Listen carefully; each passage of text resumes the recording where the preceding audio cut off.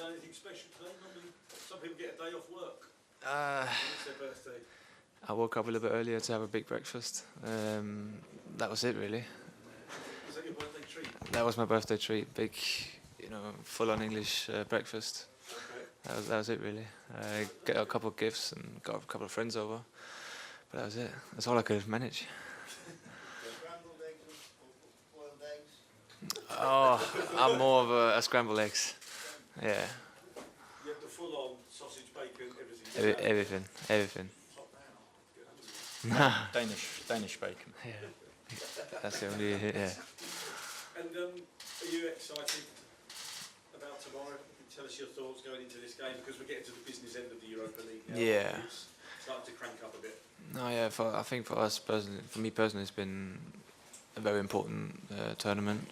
I've enjoyed playing it, and as you say, now we've come quite far, and I think right now it's we don't prioritize one or the other, Premier League, or because we've come so far, it's game by game, and I think we know what results they've accomplished in this tournament as well. So I think just looking at that, we know what type of game it's going to be. It's going to be a very tough game.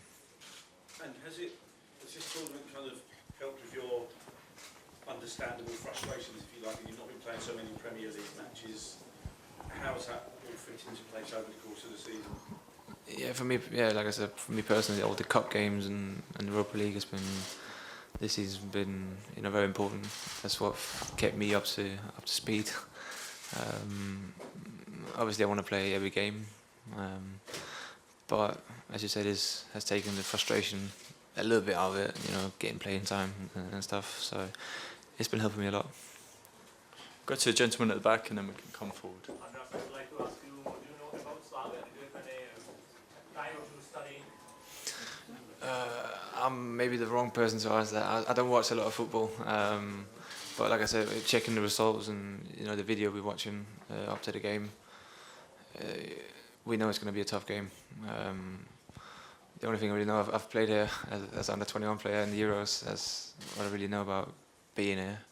But yeah, looking at the results, we know it's going to be a tough game. Gary? Yes, happy birthday again. It's 23 now, I think. It is 23. A lot's been made, especially if there is a transfer ban, which I'm not going to talk to you about, but a lot's been made about the Chelsea youngsters, the future of the club. Do you see yourself as one of those? Yeah, I think it's been 6 years, almost 7 now, and I've always seen myself as a Chelsea product.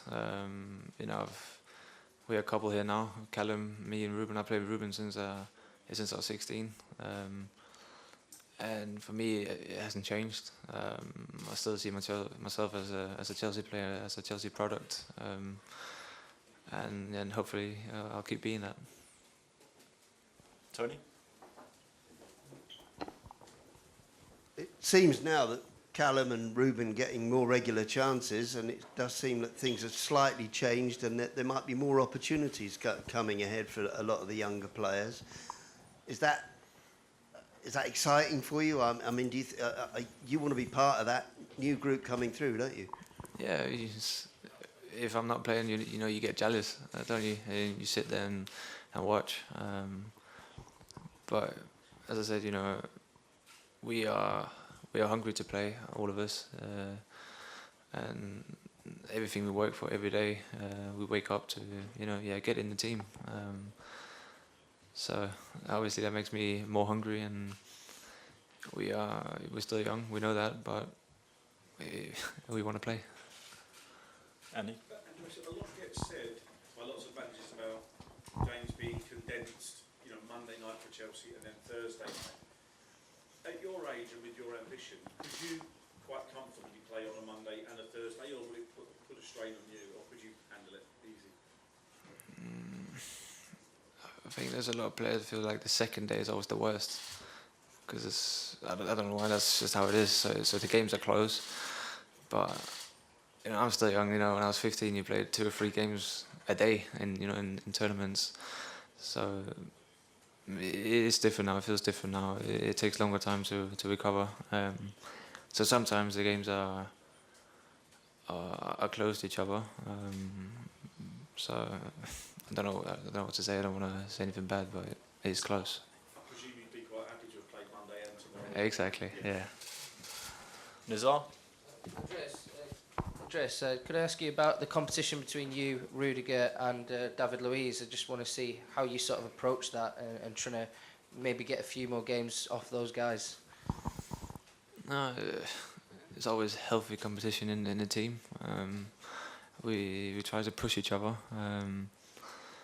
Obviously, it's not fun to be the one that's playing less, but you know, that's what I try to do now in the Europa League games and the Cup games. I've been trying to show myself, do it every day in training, and you know, as far as it comes to my performances, I've been quite happy so far. So I just keep working, but you know, it's always healthy competition. Just quickly follow up with that. You're sort of still very young, 23, 24. Is your ambition still to become one of the best defenders in the world? You've often been ranked as one of the best young defenders in the world. Oh yeah, well, I wouldn't play football if I didn't have a target or I had a dream, and that's still that dream. Simon? Hey Andreas. Hiya. Just want to clarify something that you spoke in Denmark on the recent international break. Apparently you said that you've already been told by the club that you're definitely staying, regardless. Me personally? Yeah, I just want to clarify that's the case, that the club have basically said you're staying whatever happens. It's all related to the transfer ban and stuff. It's always difficult when I speak in Danish and it gets directly translated. So, no, I haven't had a conversation with the club. They haven't told me I'm staying at all. I said I would like to stay. And they kind of... I think it's hard when they translate it, you know, it was in the question that did the transfer ban have anything to do with my future? And I basically just said no.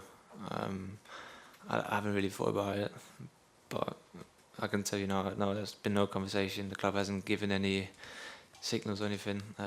I said what I personally want to happen, and that was definitely staying. And it shows that, because you've been linked with some very big clubs, but it shows that your head is very much focused on the here and now at Chelsea. It has been, you know, I've still got a long contract, and as I said, you know, I'm still proud to be a Chelsea player. I've been here since I was 16, and you know, the club has done a lot for me. So as soon as I signed the new contract, you know, it hasn't really have anything to think about. Adam? Andreas, you played a lot of football under Antonio Conte. It's obviously been a bit different this season. What has Mauricio Sarri told you that you need to become better at to get into the team more regularly? If anything. Yeah, I was going to say, there's not really things I have to do better. I think it's just, you know, it's been like that from the start, you know, and you have to say that, you know, they've been performing well as well. It's hard to get in the team, as it should be. And, you know, as I said, the competition is healthy. And the Europa League and the Cup games have kind of helped me a lot. But it is basically just, the message was, you know, keep going and keep playing. You rather make mistakes by playing than make mistakes by not trying to play, if that makes sense. So yeah, I've just tried to just keep playing. Okay, thanks everyone. Thank you. Perfect. Cheers. What's breakfast tomorrow? Huh? What's breakfast tomorrow? Oh, I don't know. Usually?